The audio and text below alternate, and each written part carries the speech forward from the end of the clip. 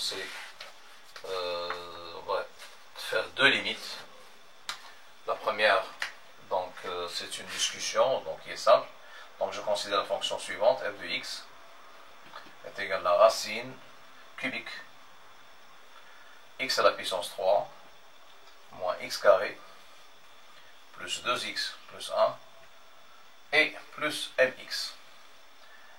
M paramètre réel. C'est un paramètre réel. Donc la question elle est simple. En discutant suivant les valeurs de m, calculer limite f de x quand x tend vers plus infini. Et voilà. Donc la question elle est simple, donc ça pose aucun problème. Alors on va commencer bien sûr. C'est tout à fait normal, donc il faut d'abord, la première des choses, essayer de remplacer et voir ce qui se passe. Pardon, mx, j'ai oublié ici. Donc si je remplace normalement, j'aurai ici plus infini. Alors là que m, je ne connais pas le signe de m.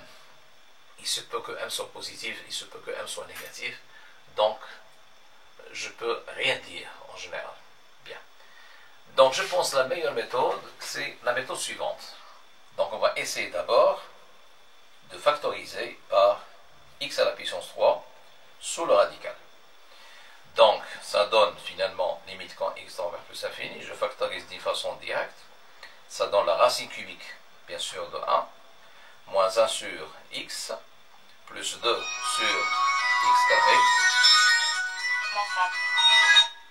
plus 1 sur x à la puissance 3, et attention, plus m. Bien.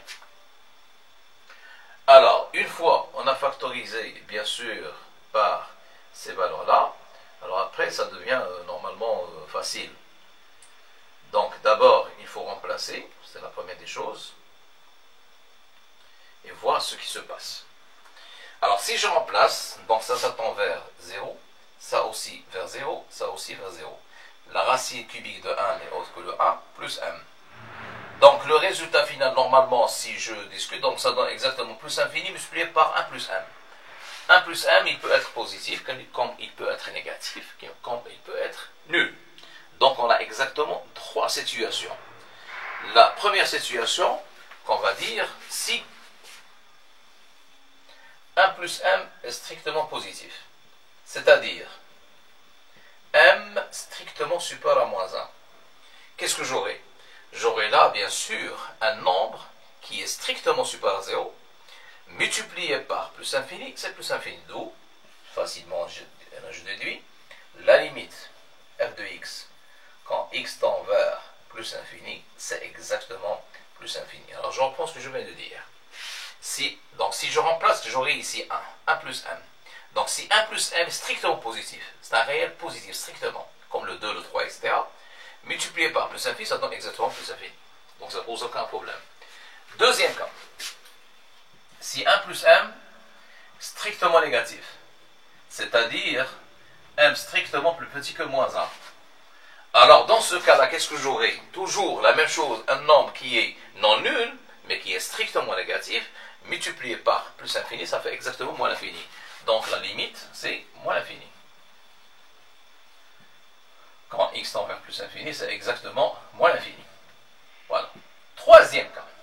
Ça, c'est le deuxième cas. Ça, c'est le troisième cas. Donc, le troisième cas, bien sûr, c'est dans le cas où ça, c'est 0. Alors, si ça est 0, donc j'aurai 0 fois l'infini, c'est une forme indéterminée. Donc, si m égale moins 1, on a une forme indéterminée. Cette forme-là, c'est exactement plus infini multiplié par 0. Voilà. Donc, je remplace m par sa valeur et la limite, dans ce cas-là, de f de x, quand x tend vers plus infini, égale tout simplement la limite quand x tend vers plus infini, la racine cubique de x à la puissance 3, moins x carré plus 2x plus 1 moins x. Donc, c'est le même astuce, c'est toujours le même astuce. Est-ce qu'on va faire une factorisation ou bien on va multiplier par la partie conjuguée? Alors, on va faire un petit test qui est simple normalement. Sous le radical, on a x, la grande puissance et x à la puissance 3, là, le plus haut terme, si vous voulez. Le plus haut terme, alors le terme plus haut, bien sûr, degré, c'est x à la puissance 3. Donc, la racine de x à la puissance 3 moins ce qui est à l'extérieur de la racine du plus haut degré, c'est x. La racine cubique de x à la puissance 3, c'est exactement x moins x, ça fait 0, donc conjugué. Voilà. Donc, il n'y a aucun moyen que le conjugué. On va multiplier par la partie conjuguée. Bien. Alors, concernant bien sûr le conjugué, il faut faire attention, il s'agit des racines cubiques. Alors, normalement, lorsqu'il s'agit des racines carrées, donc les racines carrées, on étudie l'identité suivante. C'est a carré moins b carré. C'est-à-dire le conjugué de a moins b, c'est a plus b, tout simplement. Alors, lorsqu'il s'agit bien sûr des racines carrées, je dis bien des racines carrées, lorsqu'il s'agit bien sûr des racines cubiques, d'ailleurs, ce qu'on utilise beaucoup. Donc là, il faut utiliser l'identité suivante. A carré plus AB plus B carré est égal à la puissance 3 moins B à la puissance 3. Là, on utilise le carré, pourquoi? Pour faire disparaître la racine carrée, parce que la racine carrée de x, c'est x, alors que la racine cubique de x à la puissance 3, c'est x. Donc on doit utiliser une identité remarquable du troisième degré. Bien. Donc le conjugué de celui-là, c'est exactement celui-là. Bon, alors notre cas, ça on le nomme, si vous voulez bien, c'est le a, et ça c'est le b. Donc le conjugué de a moins b, c'est exactement a carré plus ab plus b carré. Et lorsque je multiplie celui-là par son conjugué, à savoir celui-là, j'obtiens a à la puissance 3 moins b à la puissance 3. Alors je vais accélérer un petit peu, ça donne donc finalement limite quand x tend vers plus infini. Donc je multiplie par la partie conjuguée, et comme résultat au niveau du numérateur, j'aurai finalement x à la puissance 3 moins x carré plus 2x plus 1 moins x à la puissance 3, c'est-à-dire a à la puissance 3 moins b à la puissance 3. Et lorsque je mets celui-là à la puissance 3, la racine cubique s'en va, bien sûr, parce que la racine cubique de x de tout à la puissance 3, c'est x. Donc, moins x à la puissance 3 sur, alors attention, on a multiplié, bien sûr, par la partie conjuguée pour avoir ce résultat-là. Et le conjugué de a moins b qu'on a, c'est a carré plus ab plus b carré. C'est-à-dire le carré de celui-là. Et moi, je préfère toujours que je mets le carré à l'extérieur. Vous allez voir pourquoi exactement. Alors, moins x carré plus 2x plus 1, le tout au carré. Attention, plus ab, c'est-à-dire ça fois ça. Donc, je commence d'abord par le x, par le b, si vous voulez bien. La racine cubique de x à la puissance 3 moins x carré plus 2x plus 1, et bien sûr, plus b carré, c'est-à-dire x carré. Et voilà. Après, je simplifie s'il y a des simplifications à faire. C'est sûr, il y a une simplification qui est vraiment très importante. X à la puissance 3 avec x à la puissance 3, ils s'en vont.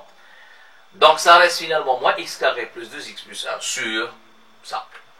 Alors maintenant, si je remplace. Alors si je remplace, là il s'agit d'un polynôme. Donc la limite en plus infinie d'une fonction polynôme n'est autre que la limite du terme de haut degré. Et dans ce cas-là, c'est la limite de moins x carré, c'est exactement moins l'infini. Bien.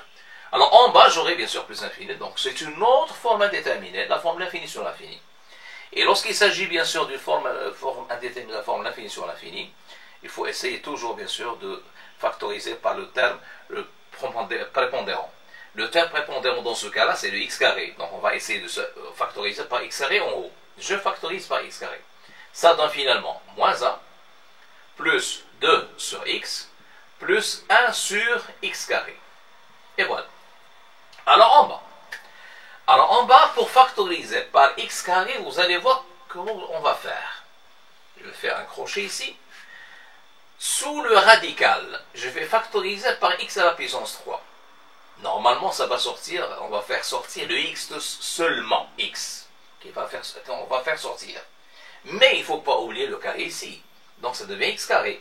Donc finalement, sous le carré et sous le radical, on va factoriser par x à la puissance sur 3. Donc j'aurai ici 1, moins 1 sur x, plus 2 sur x carré, plus 1 sur x à la puissance 3, mais sans oublier, bien sûr, mon carré. Alors attention, je reviens, j'ai factorisé par x à la puissance 3. On va faire sortir le x, là, là. Avec le carré, ça sort le x carré. Voilà. Et c'est terminé. Alors ici, c'est la même chose. Déjà, j'ai un x, et je vais factoriser encore par x à la puissance 3 pour faire sortir le deuxième x. Donc ça fait x carré, donc finalement, j'aurai la racine cubique de 1, moins 1 sur x, plus 2 sur x carré, plus 1 sur x à la puissance 3. Et finalement, là, c'est déjà lié à x carré, donc plus le 1. Je simplifie, et ça donne de très bons résultats. Donc, ça fait un 0 ici. Là aussi, c'est un 0. Là aussi, c'est un 0. Donc, en haut, c'est exactement le moins 1. Alors, en bas, j'aurai ici un 0, ici un 0, ici un 0, ici de même, ici de même, ici de même.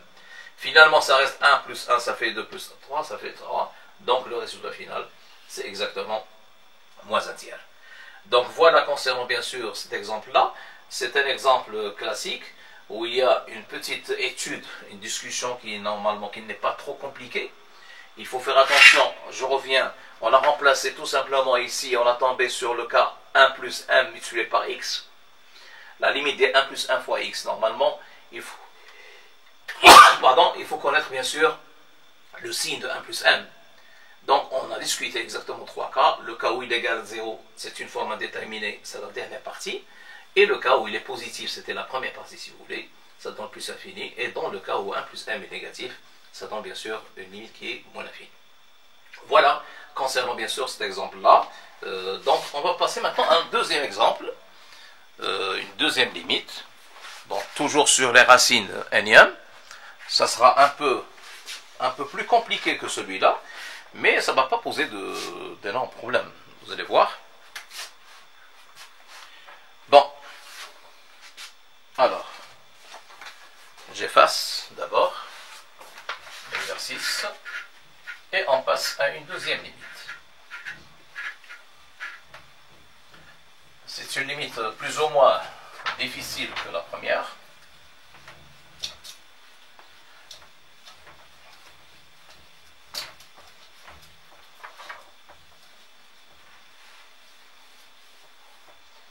Bon. Alors, la question est la question suivante. Je donne une fonction f de x qui est écrite sous la forme racine cubique de x moins la racine cubique de x moins 1 sur la racine carrée de x moins la racine carrée de x moins 1, le tout multiplié par la racine sixième de x moins 1. Première question, on va déterminer d'abord le domaine de définition. Deuxième question, on va calculer la limite de f de x quand x tend vers, bien sûr, plus infini. Bien. Alors, commençons d'abord par le domaine de définition. Alors, le domaine de définition, ça ne pose pas de grands problèmes, normalement. Donc, D de f, dans ce cas-là, c'est l'ensemble des x appartenant à R, tel que tout ce qui est sur le radical, il doit être supérieur ou égal à 0. X moins 1 de même. Et sans oublier, bien sûr, que le dénominateur, il doit être différent de 0, c'est-à-dire que la racine carrée est différente de la racine de x moins 1. Voilà, c'est tout. Donc, x positive, x moins 1 de même, mais c'est la même chose, ici je ne fais pas la même chose, et après il faut que le dénominateur soit différent de 0, c'est-à-dire que ça soit différent de 0. Donc d de f égale finalement l'ensemble des x appartenant à R, x supérieur ou égal à 0, et x supérieur ou égal à 1, alors que celle-là, normalement, c'est x est différent de x moins 1, c'est toujours vrai. Alors là, c'est toujours vrai, celle-ci, parce que moins 1 est toujours différent de 0, bien sûr, c'est normal. Et on sait très bien une propriété qui est très connue, c'est x est plus grand que a et x plus grand que b, donc x est plus grand que le plus grand des deux, le sup des deux. Le sup de 0 à 1, ce n'est autre que, bien sûr, le 1. Donc finalement, mon domaine de définition, c'est exactement l'intervalle 1 plus l'infini. Voilà. Deuxième question. Ah, là, la deuxième question, c'est la limite. Alors la limite, là, c'est un peu difficile, mais il il faut faire attention, puisqu'il s'agit bien sûr des racines cubiques, des racines carrées et des racines sixièmes. Donc c'est un mélange de racines d'ordre n, mais ça ne pose pas un problème énorme, vous allez voir. Bon, la remarque qu'on va faire d'abord. Si je remplace, j'aurai une forme indéterminée de la forme, bien sûr, déjà ici, plus infini moins l'infini, j'arrête. Et après, même si je résous le problème du numérateur, il y a toujours le même problème. Alors attention, parce que je pense qu'il y a un plus. La fion, il y a un plus. Je pense, soit la première, soit la deuxième. Je ne sais pas exactement. Mais je pense que je vais mettre ici un plus. C'est beaucoup mieux. Voilà. Et comme ça, je n'aurai pas de problème. Alors là, c'est toujours vérifié. Toujours vrai. Alors je me suis trompé ici. Donc normalement, il y aurait un plus. Bon, c'est pas grave. Donc un plus ici. Donc ça pose pas de problème énorme. Voilà. Bien. Alors, deuxième étape. Deuxième étape, on va factoriser par la racine cubique de x moins 1. Si je factorise par racine cubique de x moins 1, qu'est-ce que j'aurai? La racine cubique de x sur x moins 1, moins 1. Le tout sur, bien sûr, là, on va factoriser cette fois-ci par la racine carrée de x moins 1, facteur de la racine carrée de x sur x moins 1, moins 1, alors plus 1 plutôt, voilà. Et je ferme ma parenthèse, fois la racine cubique, bien sûr, de x moins 1. Alors, sans oublier, bien sûr, on suppose, bien sûr, que x appartient à l'intervalle ouvert 1 plus infini, x différent de 1, afin de simplifier, bien sûr. Alors, deuxième remarque qui est vraiment très très importante, et ça sert beaucoup d'ailleurs, les exercices. Là, il s'agit d'une racine cubique, là, il s'agit d'une racine carrée. Donc, c'est facile, bien sûr, de rendre le même ordre de la racine carrée. Donc, normalement, l'ordre, dans ce cas-là, c'est le PPMC, le plus petit mutuel commun. 3 et 2, ça fait 6. Donc, celle-là, je peux la rendre 6. C'est-à-dire que la racine carrée de x moins 1, c'est exactement la racine sixième de x moins 1 au carré. À la puissance 3, pardon. Voilà. Alors que la racine cubique de x moins 1, c'est exactement la racine sixième de x moins 1, le tout au carré. Voilà. Alors là, c'est une remarque qui est vraiment très très importante. Donc, c'est pas compliqué. 3 divisé par 6, ça fait 1,5. C'est le 1,5, on le sait d'ailleurs. Vous connaissez très bien si x est strictement positif. X à la puissance 1,5, c'est autre que la racine carrée de x. Donc finalement, x à la puissance 3 sur 6, c'est la racine sixième de x à la puissance 3. C'est ce qu'on vient d'écrire ici. Voilà. Donc ça pose aucun problème. Alors après, maintenant, on va remplacer, bien sûr, ça par ça et ça par ça. J'aurai finalement limite quand x tend vers plus l'infini, de quoi? La racine cubique, alors, racine sixième directement, on va faire ça directement, x moins 1, le taux au carré, voilà.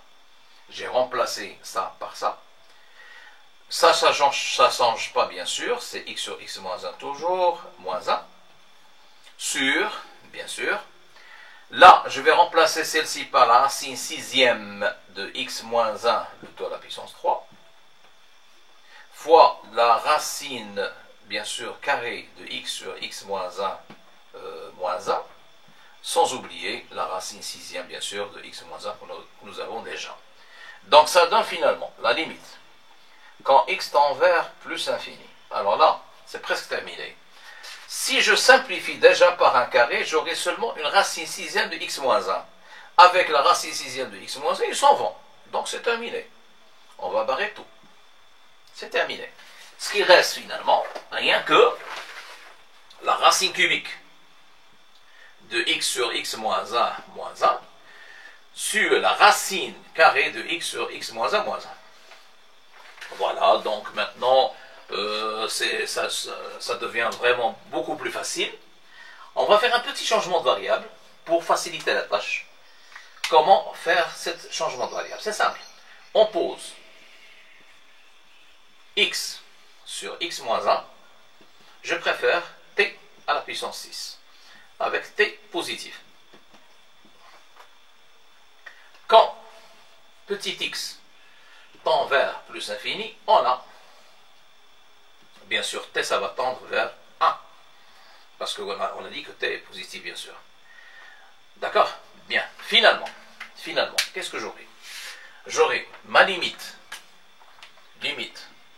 quand x tend vers plus infini, la racine cubique de x sur x moins 1, sur la racine carrée de x sur x moins 1, ça devient la limite quand t tend vers 1, la racine cubique, celui-là c'est t à la puissance 6, moins 1, sur la racine carrée de t à la puissance 6 moins 1. C'est-à-dire, la limite quand t tend vers 1, la racine cubique de t à la puissance 6 n'est autre que t carré moins 1 sur t à la puissance 3 moins 1. Et là, c'est presque terminé. C'est la limite quand t tend vers 1, pardon. Là, il s'agit d'une identité remarquable, c'est t moins 1 facteur de t plus 1. Sur une autre identité remarquable de 3, ça fait t carré plus t plus 1. Je simplifie par t moins 1. Et il suffit de remplacer maintenant t par 1. Et j'aurai finalement 1 plus 1, ça fait 2 sur 3. Et voilà cette limite-là. Voilà concernant bien sûr cette limite-là. Alors comme vous voyez, c'est pas trop compliqué. Au début, ça se voit, c'est difficile, mais après, c'est simple. Il suffit bien sûr de suivre cette méthode-là, qui n'est pas trop compliquée. Et à une prochaine vidéo, Inch'Allah. Et au revoir. Et bonne chance pour tout le monde.